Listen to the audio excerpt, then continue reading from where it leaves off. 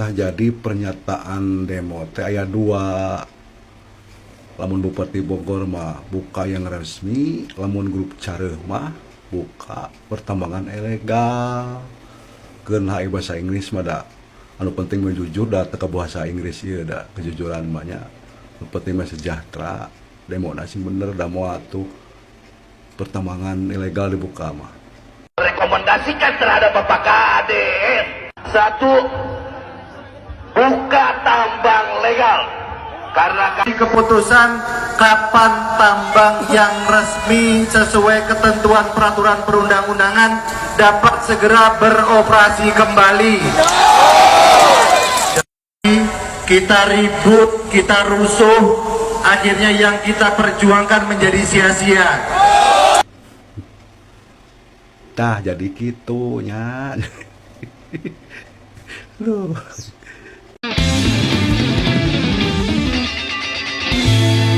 Di bawah langit panas Cibinong, suara massa menggema. Bukan sekadar teriakan, tapi suara perut yang lapar. Suara harapan yang mulai retak. Ribuan warga dari Rumpin, Cigudeg, dan Parung Panjang datang. Mereka bukan hanya membawa spanduk, mereka membawa satu pertanyaan sederhana. Kalau tambang ditutup, kami harus hidup dari apa? Di tengah gelombang manusia itu, satu sosok muncul. Bupati Bogor, Rudi Susmanto. Ia tidak berdiri jauh di balik pagar kekuasaan. Ia maju langsung ke hadapan massa. Dan di sanalah sebuah pernyataan yang jadi sorotan lahir. Bukan ke warga, tapi ke atasannya sendiri. Ke Deddy Mulyadi. Buka kembali tambang yang berizin. Kalimat itu bukan sekadar permintaan, itu tekanan, itu pesan, dan mungkin itu juga risiko. Karena di balik tambang, ada dua sisi yang saling berbenturan. Di satu sisi, lingkungan yang rusak, jalan hancur, debu yang tak pernah berhenti. Di sisi lain, puluhan ribu orang yang menggantungkan hidup di sana. Dan Bupati tahu itu. Ia bahkan sudah menyiapkan langkah nyata, lebih dari 100 miliar rupiah untuk jalur khusus tambang. Artinya, ini bukan sekadar janji di atas panggung. Ini taruhan kebijakan. Namun konflik belum selesai, karena keputusan tetap ada di tangan provinsi, dan evaluasi masih berjalan. Sementara itu, waktu terus berjalan, dan bagi warga, setiap hari tanpa tambang adalah hari tanpa penghasilan.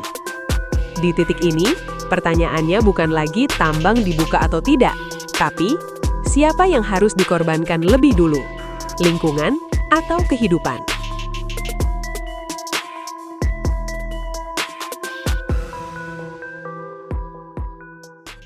Kalau kewenangannya ada di pemerintah Kabupaten Bogor, nggak perlu nunggu besok, nggak perlu nunggu lusa. Hari ini pun bisa. Udahlah, Pak Bupati, jangan cari panggung ya.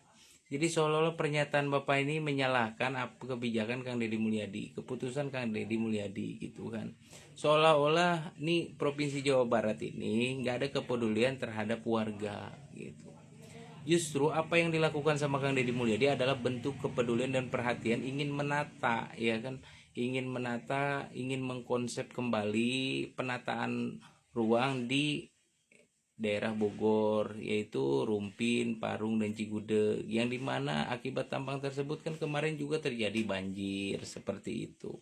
Nanti kalau udah terjadi bencana alam, siapa yang mau tanggung jawab? Apakah pengusaha-pengusaha tambang itu akan bertanggung jawab dengan terjadinya bencana alam? Kan enggak juga, mereka hanya mencari keuntungan aja tuh Pak ya. Itu oke lah kalau begitu ya, Bapak mintalah kepada gubernur untuk dibuka kembali, tetapi dengan satu syarat, kalau misalkan terjadi kerusakan alam, bencana alam yang mengakibatkan kerugian terhadap masyarakat, Bapak sendiri dan pengusaha tambang lah yang bertanggung jawab ya. Lagi berdemo agar tambang segera dibuka. Dan anehnya, ini malah direspon oleh Bupati Kabupaten Bogor.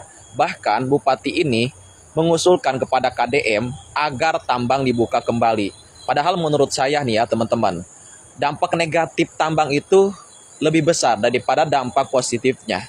Bolehlah misalkan dampak positifnya ada masyarakat yang terbantu karena ekonominya bergantung pada tambang.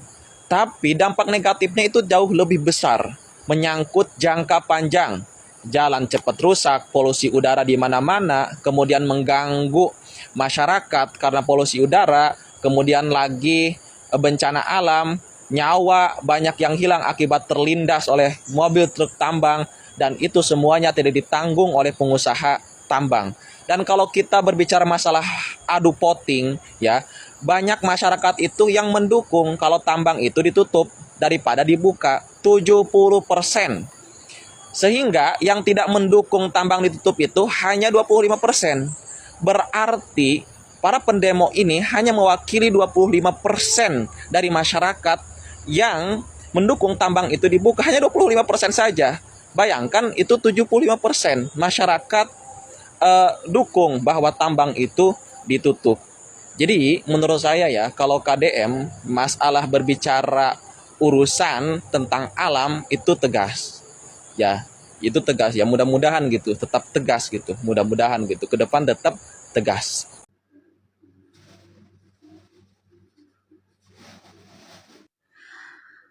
Akhirnya Pak Bupatinya ikut demo juga ternyata ya. Ikut aksi demo juga, mendemo KDM juga. Wah, gimana ini ceritanya ya kan? Jadi bingung ini kita ya kan sebagai warga Jawa Barat melihatnya dan menilainya entah harus positif atau negatif begitu kan?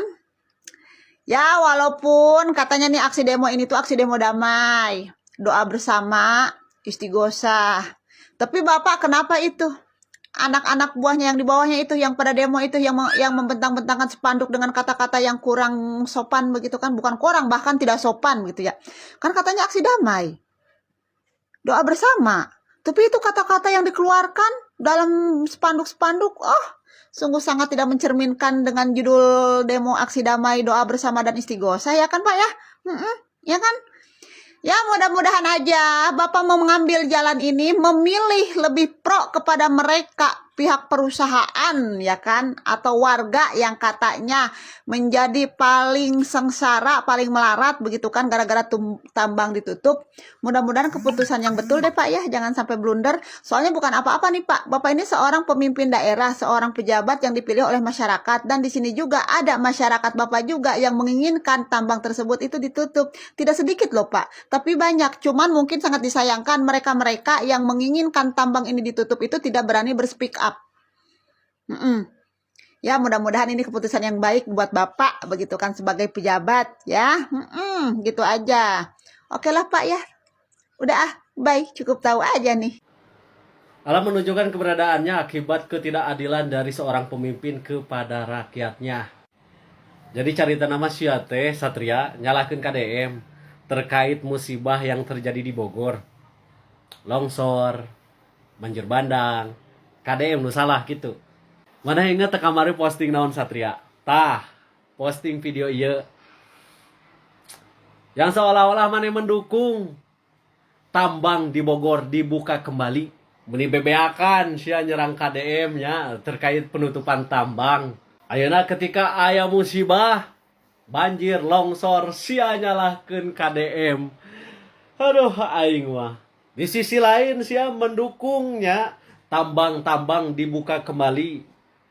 Apal meureun tambang teh berpotensi merusak alam, ngagundulan gunung, mengeruk tanah jeung batu, sehingga tidak ada resapan air di atas, mau tidak mau menyebabkan longsor dan air hujan ngogolosor meureun ka imah warga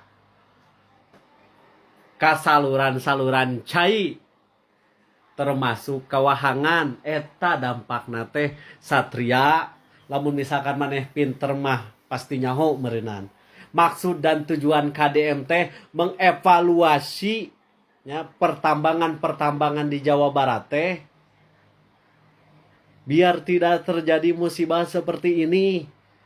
Karena lamun misalkan sudah terjadi mah kos modelan Satria ieu nya paling gampang nyalahkeun pemimpin, nyalahkeun KDM. Jadi kan terbesit pertanyaan di otak aing gitunya, sebenarnya anu ngarusak alam teh saha? Pemerintahna anu teu peduli, oknum pengusahana sarakah, atau masyarakatna anu mementingkan perutna sendiri? Cik, tulis di kolom komentar. Oke ya teman-teman, di video tadi kalian bisa lihat Bupati Bogor yang tiba-tiba mendukung para penambang yang ada di Kabupaten Bogor yang sebelumnya tambangnya ini ditutup oleh Deddy Mulyadi karena ilegal, karena merusak lingkungan dan bikin kecelakaan banyak orang. Nah, saya mau ngebahas aspek politiknya nih, kenapa Bapak ini mendukung mereka. Kalian harus nonton nih biar bisa lebih paham ya. Di Indonesia teman-teman, kalau kalian mau jadi pejabat, entah itu presiden sekalipun atau bupati, kalian ini harus dapat dukungan dari 4 faksi atau 4 kelompok ini teman-teman. Yang pertama adalah kelompok agama. Agama apapun tempat kalian tinggal yang mayoritas, itu kalian harus dapat. Makanya banyak bupati itu yang sowan ke kiai dan lain-lainnya, karena dia harus dapat dukungan orang agama atau orang ahli agama atau tokoh agama. Yang kedua adalah oligarki atau perusahaan besar atau pengusaha besar. Pengusaha besar ini pasti mendukung kalian dan pasti kalian kemungkinan menangnya lebih besar karena dapat suntikan dana dari dia. Yang ketiga adalah angkatan bersenjata. Ini kalian tahu lah, saya nggak usah jelasin ya. Dan yang terakhir adalah ormas non agama ya. Nah teman-teman, Bapak Bupati ini pasti mau gak mau harus mendukung para penambang, karena di belakang penambang ini ada pengusaha. Di belakang penambang ini banyak ormas yang bersatu yang menuntut Bupati ini harus mendukung mereka untuk kepentingan mereka juga gitu. Saya nggak bilang ini salah atau benar, tapi itu realita politik kita yang harus kalian pahamin. 4 ini yang menentukan jalannya politik kita ya. Ormas, agama, angkatan bersenjata, dan perusahaan atau oligarki.